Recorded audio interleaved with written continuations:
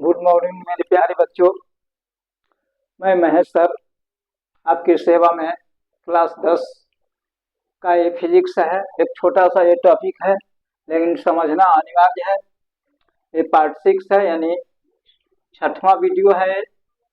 और ये पार्ट 6 में समतल दर्पण प्रतिबिंब का बनना, समतल दर्पण द्वारा प्रतिबिंब का बनना, यानी समतल दर्पण पर प्रतिबिंब कैसे बनता है। जो हम लोग समतल दर्पण देखते हैं, ऐनक में अपना चेहरा देखते हैं, वह समतल दर्पण होता है। अगर वह समतल दर्पण नहीं होता, अप डाउन होता, उबड़ खाबड़ होता, तो नाक कहीं इधर आधा कटा होता, कहीं इधर कटा होता, हाँ, मुंह कहीं किधर जाता, कान कहीं किधर जाता। लेकिन हम लोग अपने जो चेहरा देखते हैं वह समतल दर्पण में ही देखते हैं। तो समतल दर्पण द्वारा प्रतिबिंब का बनना, समतल दर्पण द्वारा प्रतिबिंब का बनना। आप इधर देखिए, यम और यम डैश एक समतल दर्पण है। यम और यम डैश एक समतल दर्पण है। समतल दर्पण पर एक यम ओ आपतित रूप से एक किरण है। किरण तो सैकड़ों, हजारों, अरबों, खरबों निकलती है, लेकिन प्रतिबिंब को दिखाने के लिए कम से कम 2 किरण की जरूरत होती है, 2 रे की जरूरत होती है प्रतिबिंब दिखाने के लिए। तो यहाँ हम 2 ही किरण का यूज करेंगे प्रतिबिंब को दिखाने के लिए। क्योंकि आप सूरज के तरफ देखिएगा तो सूरज से अरबों खरबों की संख्या में किरणें निकल रही है, लेकिन किसी भी प्रकाश स्रोत से अरबों खरबों किरणों निकलती है। लेकिन प्रतिबिंब को हम देखने के लिए, समझने के लिए ओनली वन, आपको 2 रे को हम यूज करते हैं।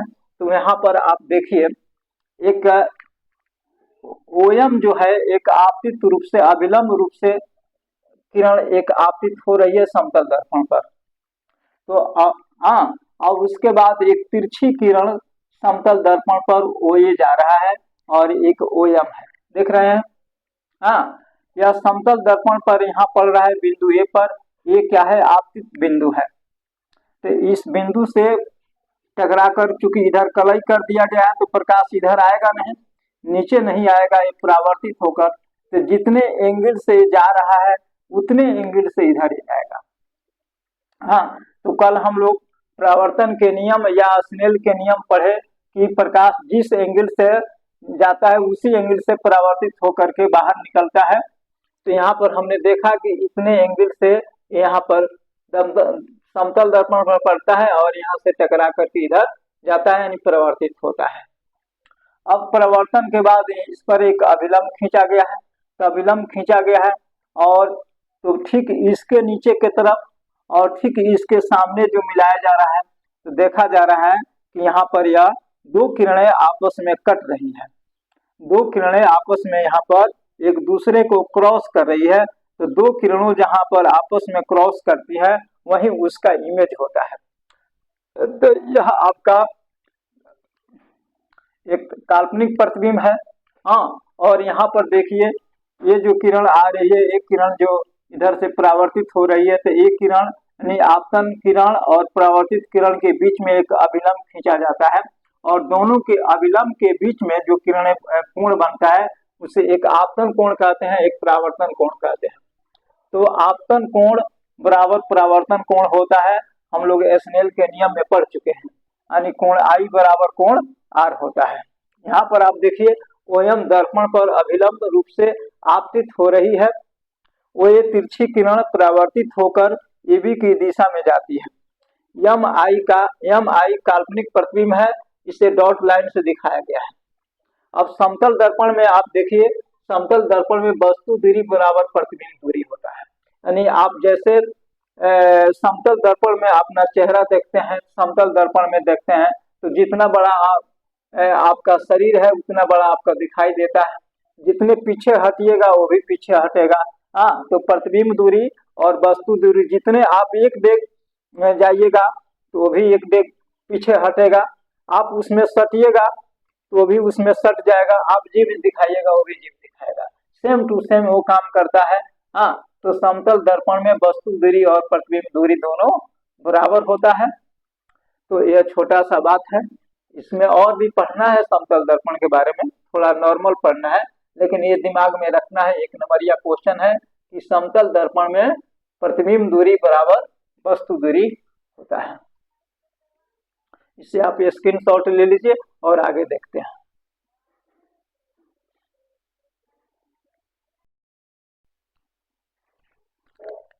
इसके बाद आपके सामने है पार्श्व परिवर्तन, जिसे अंग्रेजी में लैटरल इन्वर्जन कहा जाता है।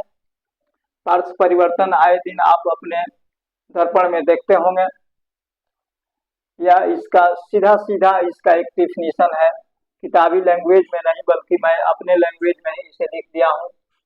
जब हम अपने दाएं हाथ को उठाते हैं तो लगता है कि हम अपने बाएं हाथ उठाए हैं, तथा जब बाएं हाथ उठाते हैं तो लगता है कि हम अपने दाएं हाथ उठाए हैं। इस तरह के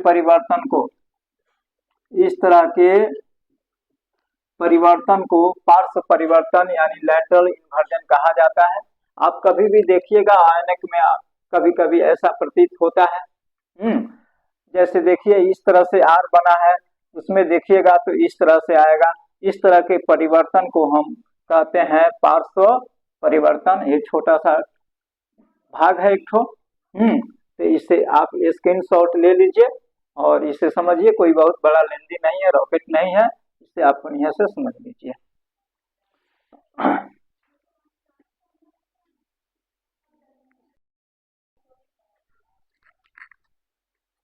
दूसरा इसका भाग है, इसमें समतल दर्पण द्वारा बने प्रतिबिंब की विशेषता, यानी समतल दर्पण पर जो प्रतिबिंब बनता है उसकी क्या विशेषता है। तो ये विशेषता निम्नलिखित है आपके, देखिए प्रतिबिंब दर्पण के पीछे बनता है।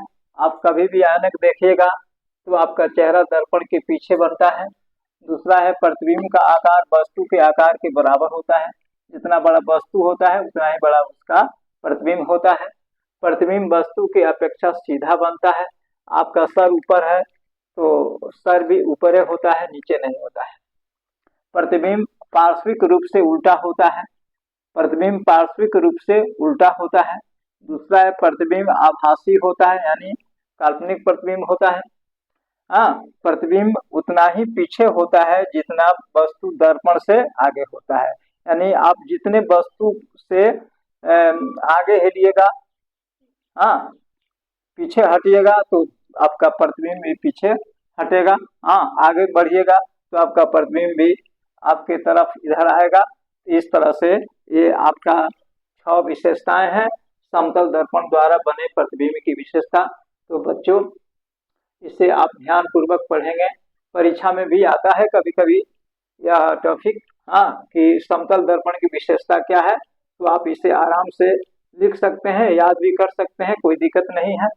बहुत बड़ा कोई थ्योरी व्योरी नहीं है, थोड़ा बहुत याद रखिएगा तो अच्छा रहेगा। तो या यदि आपको ये समझ में आया, कंसेप्ट क्लियर, तो जरूरी से आप लाइक करिएगा, और चैनल पर आए हैं पहले बार तो जरूर इसे सब्सक्राइब भी करिएगा। दूसरी बात यह है कि आप इसे मन लगा करके पढ़िएगा, समझिएगा। ये फिजिक्स का आपका बेसिक चीज है, आपको समझ में आएगा। पढ़ते रहिए, आगे बढ़ते रहिए। जय हिंद, जय भारत।